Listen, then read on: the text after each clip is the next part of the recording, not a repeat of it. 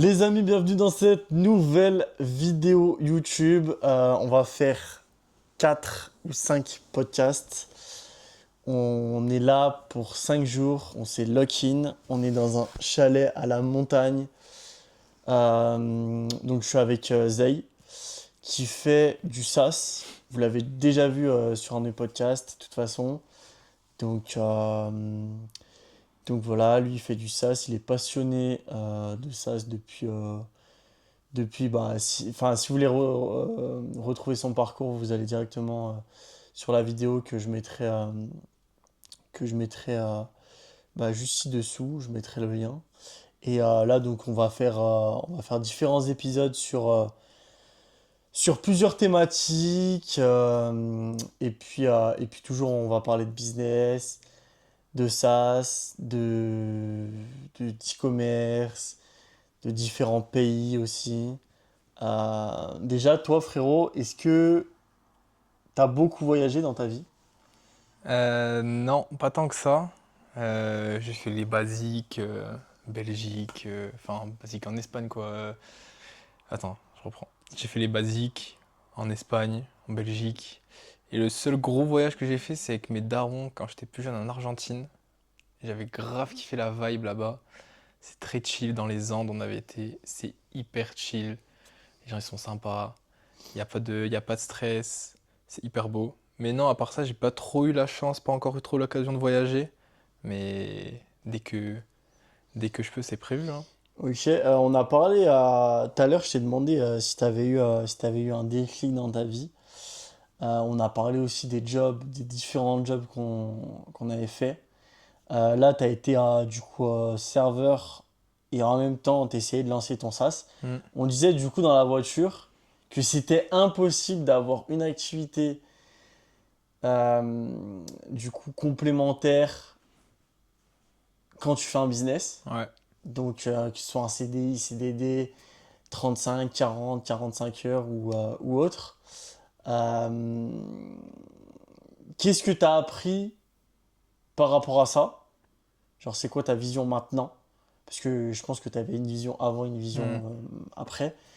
Dis-nous un peu ta vision, parce que du coup, maintenant, tu as un SaaS qui s'appelle Notia. Enfin bref, on y reviendra, mais du coup, c'est quoi ta vision maintenant? Bah, en vrai, ma vision maintenant, c'est Après, du que. coup, avoir vécu Ouais, c'est le, ça. le salariat. Après avoir vécu le salariat, plus essayer de lancer un business à côté et tout, ma vision aujourd'hui, c'est que c'est quasiment impossible en vrai, hein. Genre, en fait, c'est possible. Il y en a qui l'ont fait. Il y a des grands entrepreneurs qui l'ont fait. Mais dans la majorité des cas, c'est impossible parce que, genre, le lancement d'un business, ça demande tellement de travail et d'effort et d'intensité sur un court laps de temps pour avoir ses premiers clients, avoir ses premiers résultats et ensuite pouvoir commencer à déléguer certains trucs, blablabla, que, en fait, le fait d'avoir un boulot à temps plein et encore plus quand tu travailles en restauration, moi j'étais barman, c'était hyper intense, tu fais entre 39 et 42 heures, mais tu as des horaires un peu bizarres, c'est hyper intense comme taf, etc. Il y a beaucoup de stress, tu es tout le temps fatigué. Et je pense que c'est relativement la même chose quand tu as un 35 heures de bureau classique, parce que en fait, quand C'est la charge tu... mentale, là. c'est la charge mentale de, Ouais, tu ouais. vois, genre, tu rentres du bureau à T'as 17 envie de heures, regarder la télé. t'as pas envie de Ouais, taffer sur ton ouais, ouais, business. Et grave, même si grave. tu le taffes, même si tu le fais, parce que tu vois, techniquement, je le faisais, tu vois, je faisais des trucs, je créais du contenu, blabla, Ouais, mais mais est-ce que Mais t'étais c'est... productif ou pas? Non, Ouais, c'est impossible d'être c'était productif. productif et surtout de faire les bonnes actions et de pouvoir mettre en place tout ce qui est possible pour que ça marche, tu vois. Ouais. Parce que là, regarde. Là, on est arrivé vers ouais, 16-17 heures. Mm. Comment tu t'es senti? Parce que là, du coup, tu travailles plus là-bas. Comment tu t'es senti? Est-ce que là, déjà, tu te sens beaucoup plus productif d'un coup? Moi, je sais que, bah, par exemple, là, j'étais à Lyon durant 3-4 jours. Après, je suis directement reparti avec toi. J'ai été ultra productif, c'est là, depuis qu'on a commencé à travailler. Toi, comment tu t'es senti? Est-ce que tu as été productif? Genre, explique-nous un peu. Ouais, j'ai été productif et surtout, j'ai réussi. En fait, c'est que d'une certaine manière, vu que toute la charge mentale du taf disparaît et que t'as plus l'excuse de ah, je peux pas faire ça parce que je suis fatigué, parce que si je ferai un autre jour, bah en fait, genre t'es là, tu te dis putain, en fait, faut que je fasse ça, bah vas-y, je le fais, let's go, tu vois. Et au-delà de la fatigue, etc., je crois qu'il y a aussi ça qui rentre en jeu, ce truc de, en fait, t'as que ça à faire. Donc, il n'y a pas d'excuse valable pour procrastiner et pour Mm. pas faire les actions. Mais ouais, là, les dernières heures, ben, on arrivait quoi? On arrive à 17h, t'as Ouais, fait c'est quoi? ça. 4 heures, un truc comme ça? 4 heures. Ouais, je me suis senti hyper productif. Et puis vas-y, l'environnement aussi. En fait, quand t'es là et que face à toi, t'as un mec qui est en train de taffer, tu peux pas te branler, tu vois. Ouais, grave. Tu sais, Ouais, t'as ce grave. truc aussi un peu de sorte Ça, d'ego, ça de tu c'est travailles. vrai que tu vois que enfin, je trouve que tu as raison là-dessus. Et en fait, je pense que c'est important de s'entourer avec des personnes aussi qui bossent dans des Ouais, business. Parce que tu vois, avant, j'étais grave. En fait, j'ai eu plusieurs périodes. J'ai eu des périodes où je bossais avec des gens. Tu sais, j'ai fait pas mal de deep work dans les hôtels et tout. Enfin, moi, je pense que tu as connu un peu ça. Euh, et du coup, bah, tu deep workais avec que ce soit ton asso, ton pote ou ton gars avec qui tu fais du business. Et en vrai, tu te dis, le mec qui travaille, t'es obligé de travailler mm, inconsciemment. Et peut-être que des fois, quand t'es seul, t'as pas ce truc de ah bah vas-y, faut que je travaille, tu vois. ouais, c'est clair, T'as personne qui te met des tartes, tu vois. c'est clair qu'il y a une sorte d'ego qui rentre en jeu de. En fait, tu veux taffer plus et plus longtemps que le mec qui est en face de toi. Ouais, Et du coup, ça fait que, forcément, tu vas être là, tu vas taffer. Tu vois, par exemple, exemple typique, tout à l'heure, j'avais scripté mon troisième post LinkedIn et je me suis dit, vas-y, on va grailler. Et là, je lève la tête, je vois, t'es en plein deep work, je me suis dit, moi, je suis une j'étais salope. comme ça, Ouais, gros. vraiment, je l'ai J'étais comme vu, ça. je l'ai vu comme ça devant son ordi, je me suis dit, je suis une grosse pute si je m'arrête de travailler C'est maintenant. tombé. Mais, mais ouais. Donc, toi, est-ce que tu penses que. Enfin, tu m'as dit que t'aimais bien travailler seul, que t'aimais être seul. Hmm. Euh, Est-ce que tu penses que la cohésion, le fait d'être avec d'autres personnes, ça peut te pousser vers le haut et ça peut aussi te pousser vers le bas, parce que moi je l'ai vu aussi. Tu vois, par exemple, là, nous, on est dans une bonne vibe, etc. Mais par exemple, moi, enfin, j'ai pu travailler avec des personnes avec qui, bah, tu vois, tu sais, plus négatif, plus en Hmm. mode.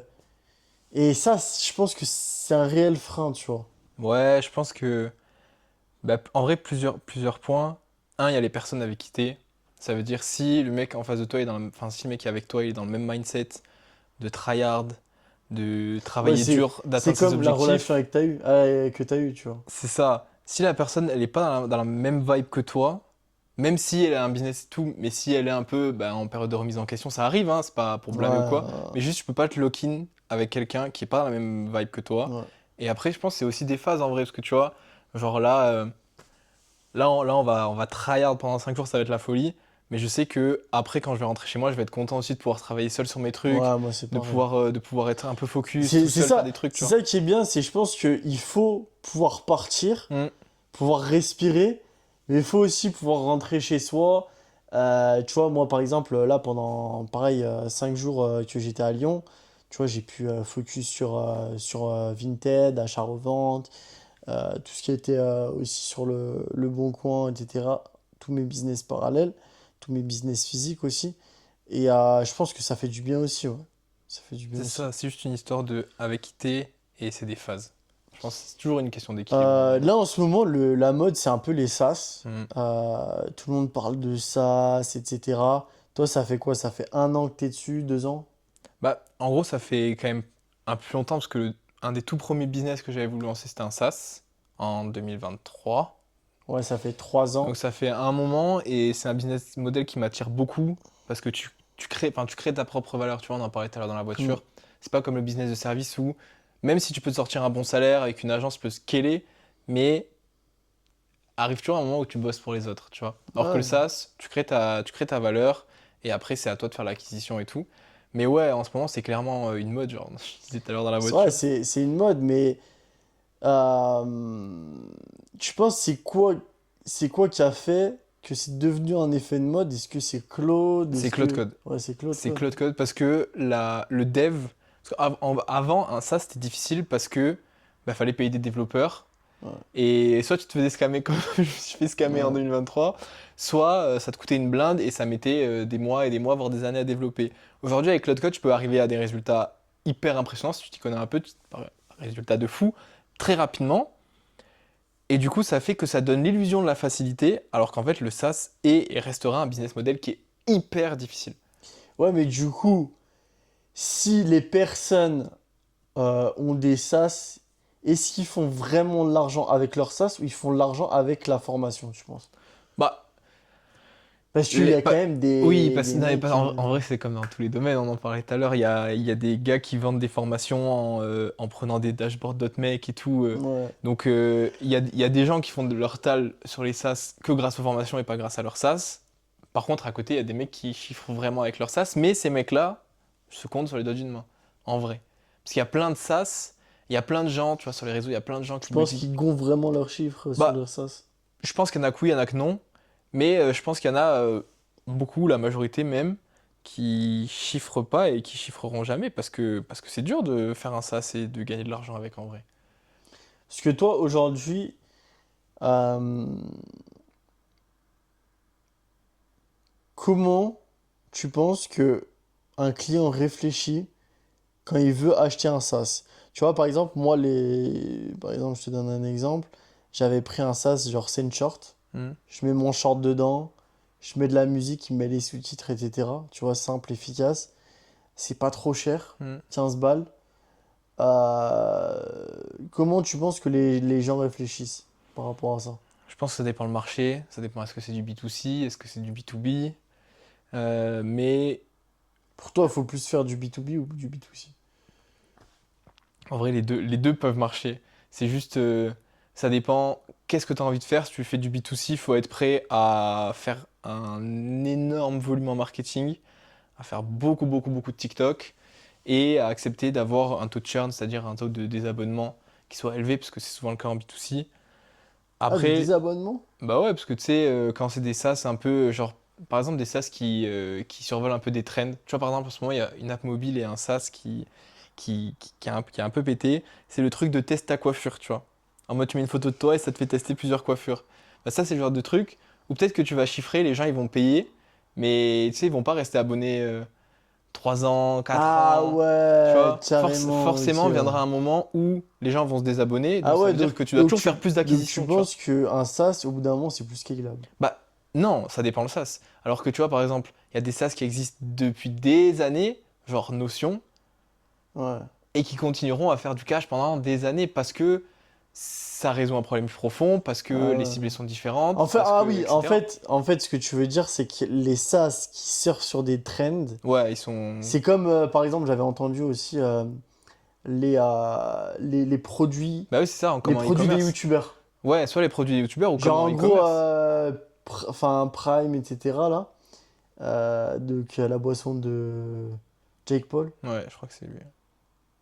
Ouais, je crois que c'est Jake Paul. Euh, Avec son associé, là, je sais plus comment il s'appelle. Je sais pas non plus. Et bah, les mecs, ils disaient que ils avaient perdu 25 millions, je crois, de chiffre d'affaires en 2026. Comparé à 2025 où c'était leur prime, tu vois. Mais ça m'étonne pas. Mais en vrai, c'est comme quand tu réfléchis, c'est comme les produits e-commerce. Ah ouais. Ou par exemple, tu vois, là, Les hand regarde, spinners. ou les hand spinners, ou par exemple l'Eclipse. Il y a eu une Eclipse là. Ah Il y en oui. a qui ont dû se gaver en vendant des lunettes d'Eclipse, Ah, grave. mais c'est arrivé une fois et ça arrivera pas avant la prochaine Eclipse, tu vois. Donc c'est. En fait, c'est. Après, il y en a qui sont très bons à ça, à capter les trends, sortir un produit hyper rapidement, être hyper chaud en marketing et gagner beaucoup d'argent. Ça se fait, c'est une stratégie comme une autre. Ou alors, tu as la vision un peu plus long-termiste et tu préfères construire un truc un peu plus safe, qui va être sur le plus long terme. Et à ce moment-là, le B2B, c'est plus adapté pour ça. Parce qu'à partir du moment où tu résous un vrai problème pour une entreprise, tant que tu continues à la résoudre et que elle n'a pas une raison d'aller voir la concurrence, bah, elle va rester chez toi. Ça veut dire que tu vas pouvoir continuer à gagner de l'argent chaque mois grâce à cette Et boîte-là, tu vois. justement, en parlant de concurrence, est-ce que tu penses que un marché, quand il y a beaucoup de concurrence, c'est plus compliqué ou c'est plus facile, selon toi? Je pense que, en fait, c'est pas plus compliqué ou pas plus facile, c'est juste bon signe. Parce que ça veut dire que le marché C'est un paye marché, déjà ouais. pour ça. Donc c'est juste à toi de venir et faire un marketing un peu différent, d'avoir peut-être un meilleur produit. Bref, il y a tout un tas de stratégies. Or, quand il n'y a pas de concurrence, c'est qui tout double. C'est soit tu vas Hmm. devenir très très riche, soit il n'y a Hmm. personne parce que tu réponds à aucun problème et tout le monde s'en bat les couilles et les gens sont pas prêts à payer pour ça, tu vois. Hmm. Et c'était un peu le cas un peu le problème que j'avais avec Nocha, donc la première version de l'app qui n'avait pas vraiment d'ICP, qui était pour tout le monde et pour personne. Bah, en fait, il n'y avait pas vraiment de concurrence sur ce que je ciblais, enfin sur la feature que je voulais mettre en avant, mais juste parce que en fait, les gens ils s'en battent les couilles, tu vois. Ouais. Du coup, explique un peu la deuxième version que tu vas proposer. Enfin, après, t'es pas obligé de tout spoiler, mais en gros, ce que tu aimerais faire et selon toi, pourquoi les gens seraient plus intéressés. Moi, ce que tu m'as présenté, c'était franchement, c'est du propre, c'est du solide. Donc, explique un peu Bah, légèrement, quoi. en vrai, la grosse différence, c'est surtout que là, j'ai un ICP qui est clair. C'est-à-dire, je vise les équipes sales B2B avec une proposition de valeur qui est claire, c'est les aider à closer plus. Techniquement, toutes les équipes sales B2B veulent closer plus, tu vois, c'est Et logique. former aussi. Et en gros, la formation est un moyen d'atteindre Ouais. l'objectif de closer plus, mais du coup, on reste sur, enfin, sur ce gros marché qui est la prise de notes IA, mais là, on cible les commerciaux en leur permettant de enregistrer leur meeting, générer un résumé, et au-delà de ce résumé qui leur fait gagner du temps, mais il y a un milliard d'outils qui font ça déjà, le truc c'est que on va avoir tout un aspect analytics et coaching pour les sales, pour les aider justement à comprendre dans ce call-là individuellement, c'est quoi les objections que ton client a données, et toi quel argument t'as donné face à cette objection-là. Est-ce que c'était bien, est-ce que c'était pas bien, pourquoi? Ouais, c'est un banger. C'est quoi C'est un les banger. signaux d'achat que ton prospect a donné durant ce call? Est-ce que tu as réussi à les capter? Est-ce que tu n'as pas réussi à les capter?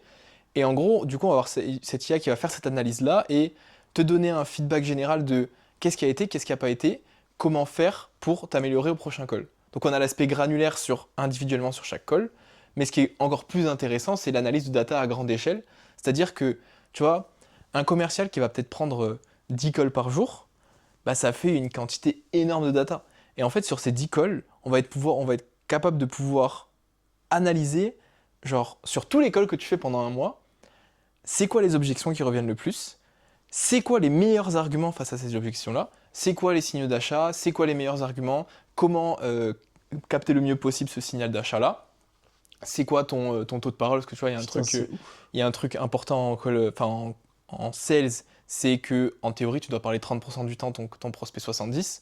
Or, si tu vois que sur tes 40 calls dans la semaine, bah en fait, genre sur Tu la parles moitié, tu beaucoup parles plus que... beaucoup plus, mais Ouais, en fait, ok. tu sais que tu as juste à parler moins, poser plus de questions, et tu auras plus de chances de closer ton client, tu vois. Ok. Et donc, il y a cet aspect, un, en micro, sur chaque appel pour savoir comment s'améliorer sur le suivant, et cet aspect macro pour savoir, à l'échelle du commercial de la boîte, lui, comment il va faire pour s'améliorer, et aussi à l'échelle du manager et du head of sales, de, OK, dans toute l'équipe, c'est qui le meilleur, pourquoi?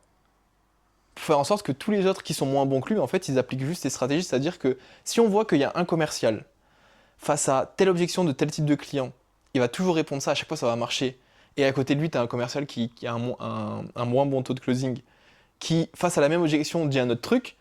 En fait, tu te dis, bah, en fait, genre ce commercial-là, il a juste à donner le même argument que l'autre et ça, c'est censé marcher, tu vois. Et, Donc ouais, et du coup, comment ça se passerait parce que enfin, on en a parlé tout à l'heure, mais du coup, tu vises les gros groupes.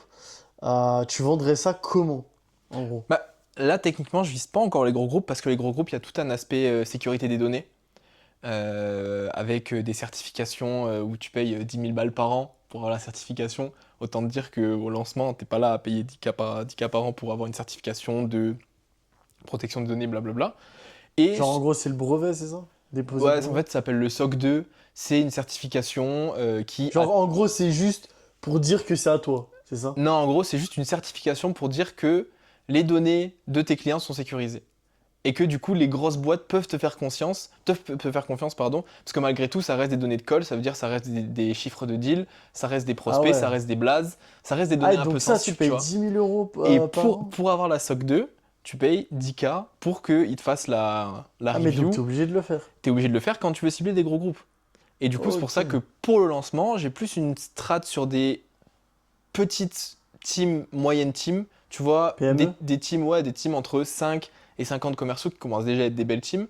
Ben, en fait, ces boîtes-là, elles sont un peu moins chiantes, on va dire, entre guillemets, en tout cas soucieuses de ce truc de protection des données et tout, parce qu'elles utilisent déjà tout ChatGPT et protection des données, c'est zéro. Hmm. Et en fait, il n'y a aucun outil sur le marché, parce que j'ai des concurrents, il y a d'autres outils qui font ce type de feature-là. En fait, les concurrents, eux, vont justement s'adresser à des gros groupes. Sauf que, bah, en vrai de vrai, quand ils pensent, les gros groupes, c'est des cycles de vente beaucoup plus longs. Parce qu'il faut que ça passe par un tel, que ça soit validé par un tel, par un tel, par un tel. Or, dans une PME où ils sont 5 commerciaux, eh ben, en fait, Ouais, tu vois, ouais, ça va beaucoup plus vite la prise de décision. Donc, je préfère m'attaquer à ce marché-là, qui va être plus accessible pour moi. Et ensuite, une fois que tu commences à avoir des premiers résultats, que tu es en capacité de prouver que bah, en fait, tu arrives à avoir des résultats, tu arrives à augmenter le taux de closing de X% sur X temps, bah, déjà, tu as du cash flow pour investir dans ce genre de certification, genre la SOC 2, et tu as du cash flow pour pouvoir aller chercher des plus gros groupes où le cycle de vente il va commencer peut-être en un mois et il va finir M+6, tu vois. Parce que sinon, ça veut dire que, imaginons, je commence par cibler les gros groupes, bah en fait, j'ai pas de cash avant début 2027, tu vois. ouais, ouais, putain. Il y a du coup ta méthode pour scaler ça et et avoir le plus de clients possible. On en a parlé tout à l'heure. C'est LinkedIn, Mhm. cold mail Mhm. et Instagram. Instagram un peu moins. Instagram, ce sera peut-être plus, genre, ça sera plus peut-être une conséquence des contenus que je vais faire parce que je vais quand même parler de mon outil, je vais build in public. Donc on verra bien si ça m'apporte enfin, si ça me Ok, oui, permet de c'est un l'acquisition, projet mais différent que Mais ce que tu veux en faire. vrai, c'est plus de la personal brand, montrer ce que je fais et Ouais, me faire ouais. kiffer un peu parce que j'aime bien créer du contenu. Mais ouais, ouais, le gros de l'acquisition va se faire sur LinkedIn. Du cold mail pour compléter, les gens que je prospecte sur LinkedIn, hop, tu scrapes leur email, après tu peux leur envoyer un mail. Si je veux aller plus loin, faire vraiment le gros requin, Spam. tu fais du cold call, t'appelles directement au téléphone, après c'est un peu plus hardcore Et comme ça, technique. du coup, on n'a plus le droit. Ah C'est ouais? ça? Ah, je sais pas. Il y a pas, en fait, je sais pas si c'est ça, parce qu'en gros, c'est un peu comme du démarchage téléphonique ou pas? Ouais, mais c'est pas interdit le démarchage, hein, regarde, on se fait Bah démarcher tout le justement, je temps. crois que maintenant, c'est devenu Non, c'est interdit. interdit si tu mets ton numéro sur la liste. En gros, je crois qu'il y a une liste. T'es sûr? Ouais, ouais, je crois en gros, il y a une liste au niveau français. Et si tu mets ton blaze sur cette liste, c'est que tu n'acceptes pas d'être démarché au téléphone et donc après tu peux engager des poursuites, blablabla. Mais Ok, ton nom n'est pas de base sur la liste, il faut aller t'y mettre, tu vois. Les trois quarts des gens sont pas, les trois ok. quarts des gens savent pas, du coup ils sont pas sur la liste. Mais ouais, majoritairement LinkedIn. Et après, le but, ça va être aussi, enfin, pour aller chercher un peu plus loin, ça va être de la micro-influence sur LinkedIn, des partenariats. Tu vois, par exemple, une boîte de conseil qui vend du conseil en vente, ben, en fait, tu fais un partenariat avec eux et tu leur dis, ouais, sur chacune de vos prestations, vous recommandez mon outil et vous prenez un pourcentage sur le deal que je vais signer avec la boîte, tu vois. Donc ça fait que tu as des clients indirectement et après il y a toute une strat aussi à mettre en place dans le produit pour que, par exemple, tu vois, j'ai une feature d'email de follow-up automatique. C'est-à-dire à la fin de ton call, automatiquement, tu as une IA qui te génère un email de follow-up à envoyer à ton client pour faire une sorte de résumé du call et rappeler les prochaines étapes. Mais en fait, si ce truc-là, tu fais en sorte qu'il y ait un petit powered by, on se rappellera sûrement WeClose, powered by WeClose, avec un lien vers la landing page, bah en fait, le prospect qui va recevoir le mail, il va voir que c'est WeClose, donc il va aller sur la landing page, et donc il va se dire blablabla, tu vois. Hmm. Ok, ouais, donc tu prévois quand même de faire une landing page. Ah oui, oui, clairement. Oui, oui. Ah, c'est obligatoire, hein. Ça, il faut obligatoirement une landing page. Ok. Et toi, en fait, qu'est-ce qui te plaît dans le SaaS et qu'est-ce qui fait que tu restes là-dedans? Tout à l'heure, on en a parlé encore une fois. Tu sais, tu disais un peu, ouais, toi, tu fais un peu partout, etc. Alors que c'est vrai que moi, je suis beaucoup, enfin, sur pas mal de choses. Toi, qu'est-ce qui fait que tu restes là-dedans et que tu arrives justement à te dire, bah voilà, j'y crois, c'est ce truc-là.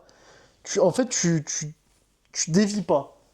Euh, je pense que c'est ma propre expérience, parce que quand j'ai eu testé de faire plusieurs trucs en même temps, en fait, j'ai jamais réussi, parce que j'arrive pas à mettre la même énergie partout, donc Ouais, mais genre, forcément. pourquoi le SaaS? Enfin, est-ce que Et, ça te plaît? et, Est-ce et, que ça te plaît et pourquoi le SaaS? Parce que je trouve que c'est le business model qui me ressemble le plus, Ok. dans le sens où c'est. Tu vois, moi, je suis un mec, genre, quand je travaille pas sur mes SaaS et tout, j'adore faire des expériences avec l'IA, me créer des outils pour moi-même, faire deux, trois tests, Ok, créer des en gros, trucs. t'aimes vraiment l'aspect Ah ouais, développement. j'aime l'aspect développement, création de solutions et tout. Et du coup, bah forcément, c'est un business qui me parle. Après, tu me dirais, ouais, bah tu pourrais très bien vendre tes services en tant qu'intégrateur IA, par exemple. Mais il y a aussi l'aspect de, j'ai envie de travailler pour moi-même, créer de la valeur sur le marché, et après, derrière, juste travailler pour faire en sorte que les gens connaissent ce SaaS-là et le vendre, tu vois. Ouais, et justement, est-ce que t'as déjà essayé de faire un autre SaaS par rapport à ça ou pas? C'est-à-dire par rapport à ça. Bah là, par exemple, tu t'es concentré sur Notcha. Ouais. Est-ce que par hasard, à force de tester d'expérimenter d'autres choses sur les SaaS, euh, t'aurais peut-être pas trouvé un truc qui te parlait plus? Euh, Si, j'ai eu des idées. J'ai eu des idées, tu vois, par exemple, il y a un truc qui m'excite un peu, c'est, tu vois, les outils IA Jarvis-like. Tu sais, où genre, t'as une sorte de super agent IA dans ton ordi qui fait tout pour toi et tout. Ouais, parce que ce que tu m'as montré, t'as l'air buffer là, c'est ça? Non, non, Buffer, c'est juste un truc pour planifier ses contenus. Non, non, Non, non, ce que c'est... tu m'as montré où tu parlais à ton ordi et tout. Non, Whisperflow, c'est juste un truc de transcription. Ouais, Non, non, c'est pas mal quand même. c'est plus un truc, genre, tu vois, par exemple, j'ai un outil qui s'appelle Hey et enfin, je l'utilise Oh, pas il est trop. blindé d'outils, les gars. Oh, vous regardez son ordi, c'est fou l'IA son ordi. Non, il y a un outil qui s'appelle Hey qui est en gros c'est un Américain, il a lancé ça. En gros, genre c'est une sorte, tu vois, ton curseur de souris, t'as ta souris sur ton écran, et en gros, il a créé une sorte d'extension, donc une souris qui vit à côté de la tienne et qui est en gros une IA. C'est-à-dire que tu peux lui demander de te montrer, par exemple, je sais pas, t'es sur DaVinci, tu veux apprendre un truc, Mhm. tu peux lui dire, ouais, comment je fais ça sur DaVinci, Genre, et tu parles et il te le fait. ouais, Putain, et la en gros, il dingue. te montre comment faire Là, et t'as tout. ça? Ouais, j'ai ça, mais je l'utilise pas. Et justement, en gros, quand j'ai réfléchi à vraiment enfin, tu vois, à Notia, au fait que ça avait flop l'appli, qu'est-ce que j'allais faire, etc. Ben, en gros, j'ai un peu analysé ce marché-là. Et le truc de ce genre d'outil, c'est que je pense que ça finira par exister et ce sera insane. Mais à l'heure d'aujourd'hui, avec la puissance des IA et avec ce qu'on est capable de faire avec, etc., c'est plus du bullshit que tu vois, je sais pas si t'es déjà tombé sur les contents TikTok où en gros le mec il clappe dans ses mains, il fait Et Jarvis, mettons-nous au travail. Et genre, t'as une IA qui ouvre des dashboards et qui dit ouais, aujourd'hui monsieur, vous avez gagné tant, Ok, tant non, d'abonnés j'ai sur pas, ça me Insta. parle pas ça. Bref, en gros, ce genre d'outil-là, un peu super agent, c'est un peu du bullshit, je pense, pour l'instant. Et après, l'autre SaaS que potentiellement j'aurais pu lancer ou qu'un jour je pourrais lancer, c'est l'outil dont on parlait tout à l'heure que je me suis créé pour faire la prospection LinkedIn, tu vois. Et Ok. pour faire les demandes de connexion automatiques, genre le scoring des prospects automatiques, blablabla. Ça pourrait être un SaaS que je pourrais faire. Mais encore une fois, vas-y, je préfère me focus Sur celui-ci. sur, Ouais. sur WeClose. Ok. Et est-ce que justement, par rapport à à tous ces SaaS, là tout à l'heure, je te parlais de Claude X, enfin, avec le trading, quoi. Hmm. Et tu m'as dit, ouais, en fait, si l'IA se bat contre l'IA, ça risque de. Enfin, en fait, ça marchera jamais. Ouais, après, en vrai, je sais pas, j'ai jamais trop réfléchi à la question. Mais je pense que ça aura une sorte de conséquence étrange. Euh, Parce que. Après, en vrai, ça dépendra juste qui aura le meilleur algorithme. C'est juste une question de qui aura le meilleur algorithme, mais en même temps, ça veut dire que tu devras entraîner un Parce que, algorithme basé sur d'autres algorithmes. Enfin, c'est un est-ce peu un que tu te bordel. bats contre une algorithme ou tu te bats contre une IA, selon toi? Bah, une IA, c'est un algorithme. Ouais, mais Une IA, c'est un algorithme. C'est juste, tu vois, par exemple, ChatGPT, Claude, etc., c'est juste des algorithmes de prédiction du prochain mot. ouais, mais est-ce que tu penses que justement, tu mets ChatGPT et Claude d'un côté, et genre tu les fais, je sais pas, se parler, etc. Hmm. Est-ce que, enfin, tu penses que c'est quoi la finalité des deux, genre? En vrai, en fait, je pense que la question, avec tout le respect, la question, elle n'a pas beaucoup de sens, dans le sens où c'est pas des IA comme ChatGPT et Claude qui sont utilisés, tu vois, je pense aux grands fonds d'investissement, genre BlackRock, tu vois, c'est une IA qui décide toutes leurs positions, mais c'est pas une IA genre ChatGPT, tu vois. C'est, parce qu'en fait, ChatGPT, c'est quoi? C'est juste un algorithme de prédiction du prochain mot qui a été entraîné sur une tonne de mots. Or, les algorithmes que ces grands fonds utilisent, c'est des algorithmes qui ont été entraînés sur des milliards de transactions pour comprendre, genre le marché, il y a eu tel événement, Ok. il a été dans ce sens-là, il y a eu tel événement, il a été dans ce sensla, etc. Et en gros, elle est juste entraînée à repérer les patterns et à faire une Ok. prédiction sur qu'est-ce qui va se passer derrière. Ok. Du coup, en gros, c'est juste une variante pour les nombres de ChatGPT et Claude. Mais c'est pas du tout le même algorithme. Mais, euh, mais ouais, en fait, la question, c'est juste qui aura le meilleur algorithme. Mais en fait, j'arrive pas à imaginer la En fait, ça, tu conséquence. peux pas savoir, Ouais, tu quoi. peux pas savoir. Genre, imaginons demain, tous les traders, ils tradent avec l'IA. Qu'est-ce qui se passe? J'en ai aucune idée. Mais il se passera quelque chose auquel on s'attendait pas, c'est sûr. Ouais, mais du coup, par rapport à ChatGPT et par rapport à Claude, il y en a bien un qui a peut-être le mot ou deux, trois, quatre. Tu sais, tout à l'heure, tu parlais des mots. Hmm. En gros, tu me disais enfin, l'IA, ChatGPT ou Claude, c'est fait que de mots, en fait, c'est ça? Ouais, c'est très Euh, grossier, mais oui. et en gros, genre, imaginons, peut-être Claude, il a 5000 mots de plus, ou... En vrai,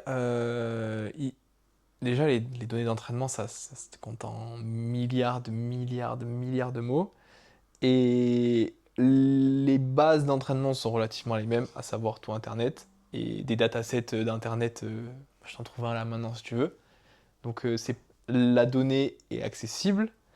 Après, c'est plus, genre ce qui fait la différence entre un modèle et un autre, au-delà du dataset, c'est plus comment est-ce qu'il va être entraîné, la technique avec laquelle il va être entraîné. Est-ce qu'il y a des humains qui vont review? Est-ce qu'il n'y a pas d'humains qui vont review? Est-ce que ça va être une IA, une autre IA Genre, en qui gros, va les mises review à l'IA? jour, quoi, tout ça. C'est ça, c'est plus comment est-ce qu'elle va être entraînée qui va faire que. Et c'est pour ça que je te disais, tu vois, on parlait de ouais, est-ce que Anthropic, OpenAI, est-ce que c'est des SaaS?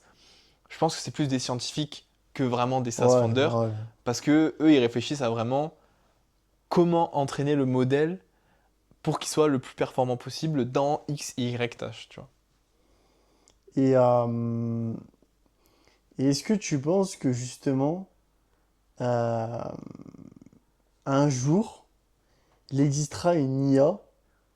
euh, Enfin, là, pour toi, comment tu vois l'IA, par exemple, dans 5 ans? C'est une bonne question.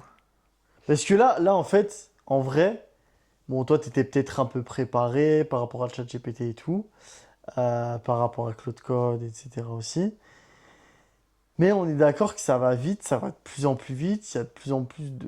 Enfin là, tu regardes GPT-5, Hmm, mec, hmm. il te fait des logos, des flyers, tout ce que tu veux. Enfin bref, c'est impressionnant. Est-ce que l'IA pourrait bouffer l'humanité? Et tout à l'heure, tu m'as dit, ouais, les données. Est-ce que justement les données de la data, etc., euh, c'est plus difficile à trouver qu'avant ou c'est plus facile? C'est plus facile à trouver de la data, mais c'est plus difficile à trouver de la bonne data. Ok. Parce que le truc, c'est qu'aujourd'hui, tu vois, en fait, et c'est pour ça, tu sais, il y avait eu un peu une sorte de scandale de Anthropic qui détruit des livres, blablabla, et pour Ouais, entraîner j'avais ces entendu modèles. ça. Et en gros, le truc, c'est pourquoi ils font ça, c'est parce qu'aujourd'hui, ils peuvent plus se baser sur les données d'Internet, parce que les données d'Internet sont il y a beaucoup, beaucoup de Deviennent données, il y mauvaises, a ouais. beaucoup de données qui deviennent mauvaises, Ouais. parce qu'il y a de plus en plus d'IA qui font des articles SEO, qui ci, qui ça, etc., etc. Donc on revient chercher de la data humaine un peu plus ancienne, donc dans les livres, parce que c'est la meilleure donnée, tu vois. Euh, et après, sur l'avenir de l'IA, en fait, je pense que enfin, tu sais, tous les labos, ils courent à l'AGI, la super intelligence, etc., etc. Mais je pense que le Mais ils disent vrai. que les GI, ça va venir en 2030, hein. Ouais, ouais, ouais, je sais pas, moi Après, je suis assez sceptique là-dessus, parce que le vrai problème qu'on a avec l'IA aujourd'hui, je pense que ça va être régulé. je pense que ça va être régulé, un, et je pense que l'autre gros problème qu'on a, c'est juste que la société, la société et notamment les entreprises ne sont pas vraiment adaptées dans le sens où c'est bien, tu as des gros modèles qui paraissent hyper puissants, qui s'échappent tu sais, de leur environnement sécurisé pour aller hacker Hugging Face. Bref, tu as des gros modèles qui paraissent hyper puissants, mais le truc c'est que pour la majorité des tâches dans les entreprises, en fait, ça sert à rien d'avoir autant de puissance, tu vois.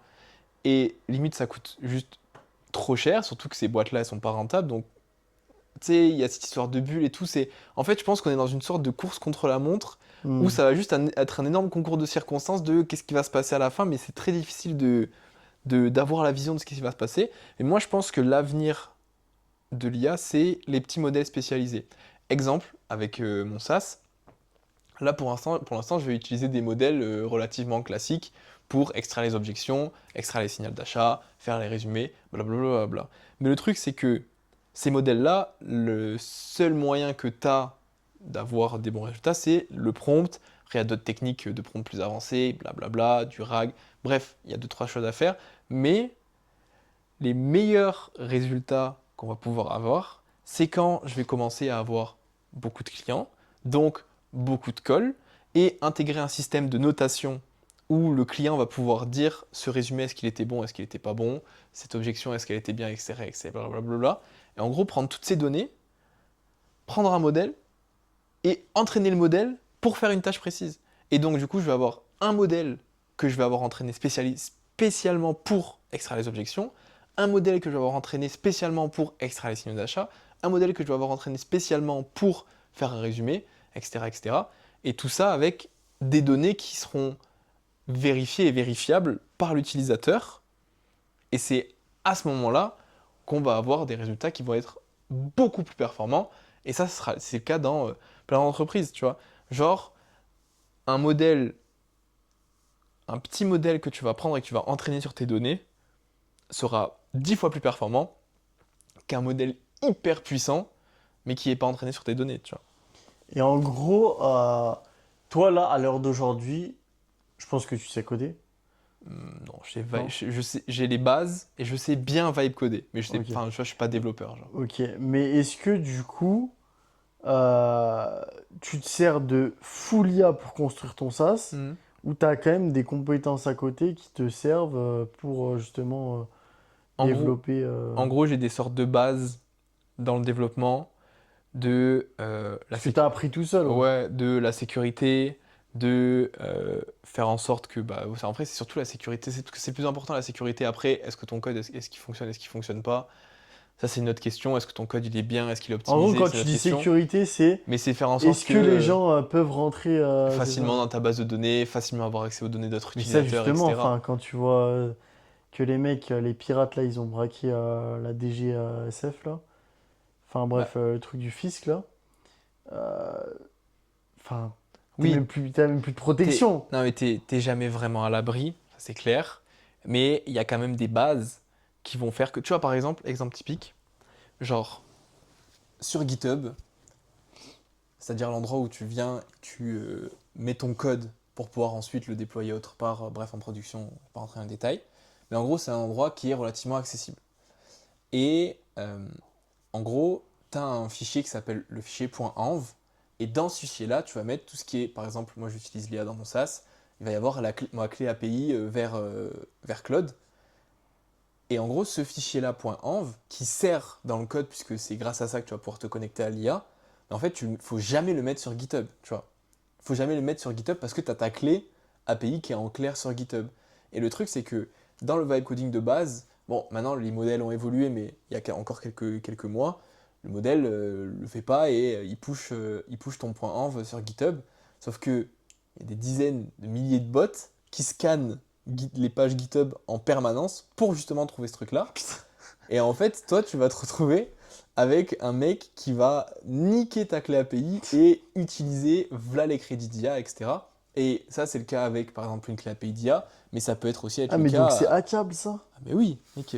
En fait, et à partir du moment où tu le mets en clair quelque part, où tu rends le chemin vers cette donnée-là facile, pour un. Parce que tu vois, il y a des hackers qui sont hyper chauds et qui vont s'attaquer à la Mais DGSE, qui vont s'attaquer à donc des ça veut grosses dire boîtes. que Apple les bases de données Apple sont visibles, quoi. Bah, elles sont... Justement, je dis, il y a des mecs qui sont hyper chauds, qui vont s'attaquer à des grosses boîtes, etc. Oui, Parce que enfin, en Apple, gros, ils ont des boîtes de sécurité. Mais il y a plein de SaaS qui, pour un hacker lambda, on va dire, bah, en fait, c'est hyper facile d'aller récupérer les données ou alors de se connecter au compte d'un autre utilisateur, Ouais, enfin là, les etc., mecs, etc., tu ils ont vois. pris l'état, quand même. Oui, mais non, mais parce que eux, ils sont forts, tu vois, et ça représente. Ils sont très Mais non, forts, ouais. mais en vrai, ça, tu vois, ça représente 0,001% Des des hackers. hackers, tu vois, ces mecs-là, parce qu'ils sont vraiment trop trop forts. Mais il y a plein de hackers lambda qui Après, peuvent justement, j'en hacker. vois de plus en plus, hein, qui se font arrêter, des mecs qui Parce sont qu'il y a, de la piratage crypto. il y a plus de moyens qui sont déployés maintenant pour les choper. Mais Ouais, effectivement. mais tu sais que, attends, le pire, c'est pas ça. Le pire, c'est ils se font choper parce que, par exemple, en fait, ça n'a rien à voir. Ils se font pas choper par rapport à parce qu'ils ont fait une boulette sur Internet ou quoi. C'est plus des trucs en mode réseaux sociaux. Ils ont mis des stories, ils se montrent avec de l'argent et tout, hein. Et après, Mais justement, ça fait qu'il y a plus de moyens. Ça veut dire que peut-être que la police va avoir un soupçon sur ce mec-là, parce qu'ils ont traqué l'adresse IP, parce que si, parce que Z, mais ils n'ont aucun moyen de prouver qu'il a vraiment attaqué. ok, ouais. Mais par contre, du coup, ils vont se mettre à le surveiller. Et s'ils voient que après une attaque où ils ont un doute, bah, le mec, D'ailleurs, il filme en lambeaux, ils vont dire, bah, forcément, il y a un truc, tu vois. l'adresse IP, tu peux facilement la retrouver sur Internet. Ouais, ouais, de fou. Alors, j'ai jamais fait trop d'expérience, mais j'ai un pote qui était un peu dans ça à une époque. Il m'a dit, mec, tu me donnes le blast d'une personne, je retrouve son adresse IP comme ça, genre. Et genre, en gros, avec l'adresse IP, tu peux voir son mot de passe, etc. Ou... Non, tu peux pas. Après, j'avoue, je sais pas, j'ai pas envie de parler, alors je m'y connais pas plus En que gros, ça. l'adresse IP, ouais, c'est pour rentrer sur le profil de la personne. Mais je pense que tu peux pas faire si tant de trucs que ça avec juste une adresse IP, parce que sinon, on se ferait tous hacker tous les jours, tu vois. Avec la Ouais, mais facilité. justement, je pense qu'il y a aussi Snapchat, enfin, tous les trucs genre Snapchat, Instagram et tout, protègent justement. Bon, après, je connais pas assez. Je sais pas, Je parce sais que pas. l'adresse IP, c'est au-delà du réseau. Genre, c'est vraiment. Genre, en mode, tu sais, on a une adresse IP qui est associée à un réseau, tu vois. Ouais, Genre c'est vrai. là, on a l'adresse IP qui est associée au Wi-Fi du chalet.